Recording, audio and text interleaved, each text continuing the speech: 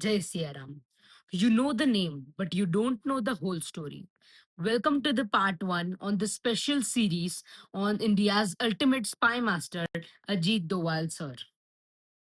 In this series, we are going to talk about a hidden life of Ajit Doval. From 7 years of silence in Pakistan to surgical strikes. We are breaking down that how he became the supreme guard of India and the architect of fearless nation. This is the story that how a spy master became a legend. This began from 20th January 1945 in the quiet hills of Giri Banel Soon. His discipline came from his father, Major G.N. Doval, and his heart was shaped by his mother, Parvati Doval, who taught him the value of roots. Behind every great man is a silent pillar. In early 70s, he married Aruna Doval. She would go on to be the greatest secret keeper through decades of undercover danger. A product of Ajmer Military School, he was never just a soldier. He topped his MA in economics at Agra University.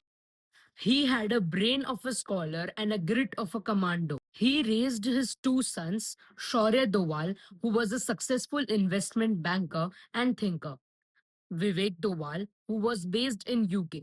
Even as a father, he taught his sons that the nation always comes first. In 1968, he cleared his UPSC on his very first attempt and he was assigned in the Kerala cadre.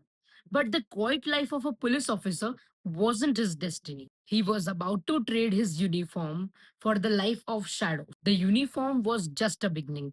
The real story starts when he decided to disappear. Most police officers want to be seen, but Ajit Doval sir wanted to be disappeared.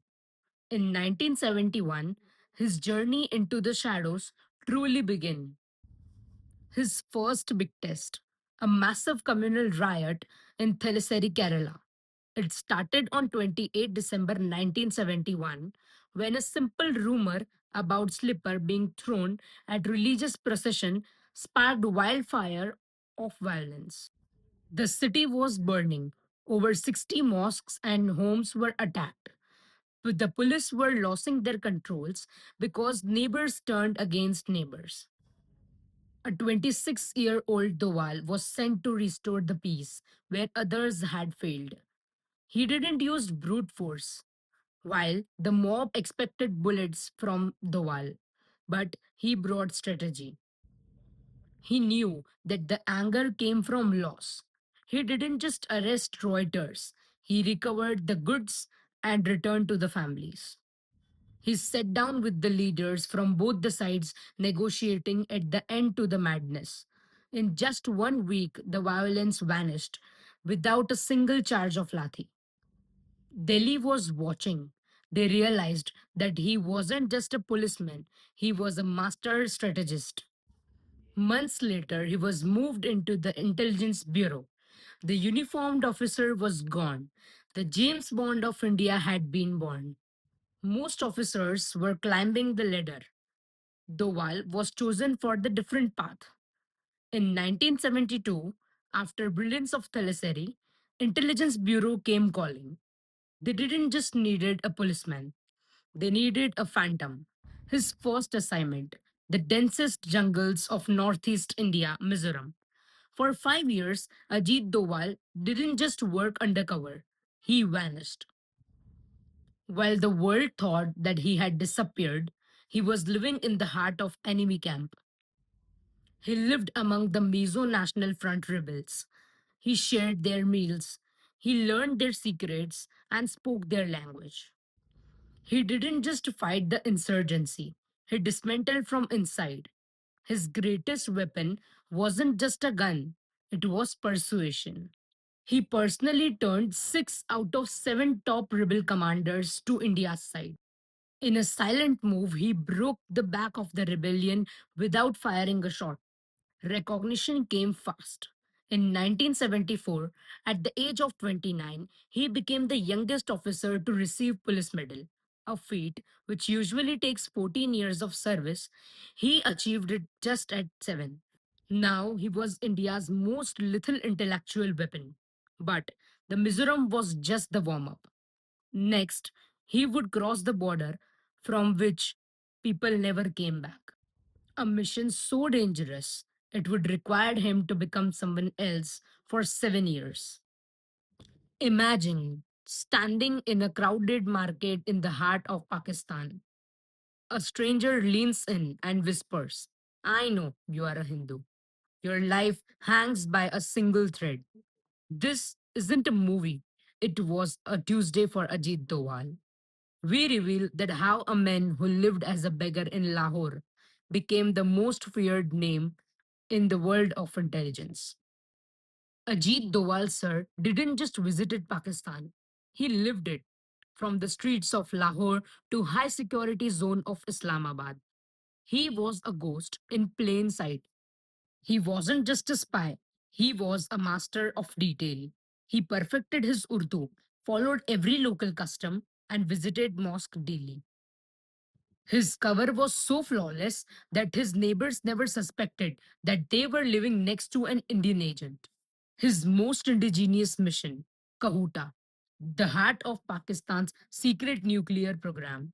Disguised as a beggar, Doval sat for days outside a barber shop where scientists from Khan research laboratories got their haircut. He wasn't after money, he was after proof. Those hair samples, which smuggled back to India, tested positive for uranium and radiation. One man sitting on a street's corner had just exposed the nation's secret nuclear blueprint. But danger was always one slip away. Lahore market, a stranger noticed faint holes in his ears, a mark of Hindu. You are a Hindu, he whispered. Doval's life was hung by a thread. Because of his quick wit, he claimed that he was a convert, even reciting verses to prove it. He didn't just escape death, he found a secret ally. By 1988, the shadows of Pakistan were traded for the fires of Punjab. Militants had seized the Golden Temple again, turning the shrine into a fortress. Doval reappeared this time as a humble rickshaw puller plying his trade around the temple. Posing as a Pakistani ISI operative sent to help Khalistan cause, he walked right into the lion's den. He lived inside the shrine for days, sharing meals with the terrorists while mentally mapping every machine, gun nest, every snipper point, and every exit. He was the ghost in their machine. When Operation Black Thunder began, the terrorists were shocked. The National Security Guard knew exactly where they were hiding because Doval had already dismantled their tactical advantage from the inside.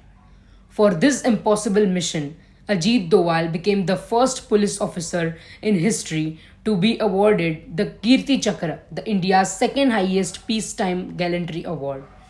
For 7 years, he was a ghost. No name, no record, just a shadow in the streets of Pakistan. But December 24, 1999, the ghost had to step into the blinding heat of a runway in Kandahar. Operation Black Thunder was a victory of stealth. But 1999 brought a nightmare that couldn't be fought with bullets. It was played out on a freezing windswept runway in Kandahar, Afghanistan. Indian Airlines flight IC-814 had been hijacked. 176 passengers were trapped in a metal tube held at gunpoint by terrorists who had already murdered a young man. The plane set in the heart of Taliban controlled territory, surrounded by rocket launchers and tanks. India was flying blind into a hornet's nest. Ajit Doval was the man sent to step onto that tarmac. He didn't go as a soldier, he went as the lead negotiator. For the first time, the ghost had to step into the blinding light of a global crisis. He walked into a literal death trap, knowing he was surrounded by the Taliban who were shielding the hijackers from any Indian rescue mission. For days, Doval played a psychological game of chess. He sat across from ruthless killers, staring them down with a cold, unshakable calm. He wasn't just talking, he was dismantling their demands. while the terrorists demanded $200 million and the release of 36 high profile militants, Doval used every ounce of his experience from the streets of Pakistan to stall and outmaneuver them. He faced a double edged sword, the hijackers inside and a hostile regime outside. Through sheer grit, he whittled them down in a heartbreaking compromise to save 176 innocent lives. India released three prisoners. Doval later called it a diplomatical failure, but human success. Kandahar changed everything. It was the birth of Doval Doctrine, the realization that India needed a shield as sharp as its sword. The men who once sat as a beggar in Lahore had become the only man standing between a nation and a massacre. Today, the spy is the statesman.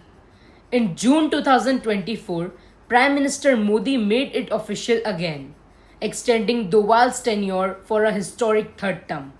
With the rank of cabinet minister, he is now the longest serving national security advisor in Indian history, holding the post until 2029.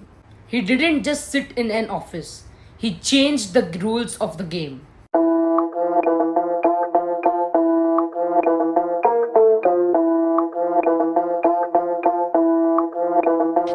He brought the Doval Doctrine to life, shifting India from defensive to defensive offensive.